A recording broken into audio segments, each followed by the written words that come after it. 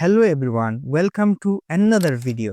Red card অথবা লাল card football খেলার একটি অংশ। খেলোয়াড়, কোচ অথবা কোচের স্টাফরা মাঠে নির্দিষ্ট কিছু নিয়মকানুন ভঙ্গ করলে রেফারিরা এটি দেখিয়ে থাকেন। কিন্তু আপনি কি জানেন ফুটবল ইতিহাসের সর্বোচ্চ রেড কার্ড দেখা 5 জন ফুটবলার কারা কারা? যদি না জানেন সমস্যা নাই, আজকের এই ভিডিওতে আমি আপনাকে জানিয়ে দিচ্ছি।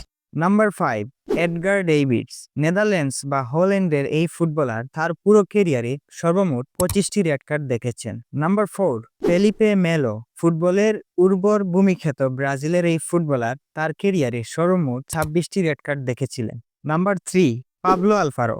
স্পেনের এই ফুটবলার তার ক্যারিয়ারে সর্বমোট 27 বার লাল কার্ড দেখেছিলেন। Number 2, Sergio Ramos. আরেকজন স্পেনের ফুটবলার যিনি এখনো প্রফেশনাল ফুটবল খেলে যাচ্ছেন। তিনি এখন পর্যন্ত তার ক্যারিয়ারে সর্বমোট 30টি রেড কার্ড দেখেছিলেন এবং এই সংখ্যা আরো বাড়তে পারে, কেননা তিনি এখনো খেলে যাচ্ছেন।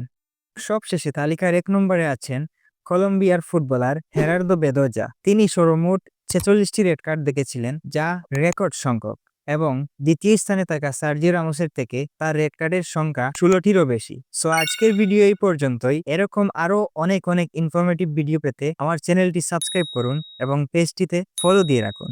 দেখা হবে অন্য কোনো ভিডিওতে। ততক্ষণ পর্যন্ত ভালো থাকুন, সুস্থ থাকুন।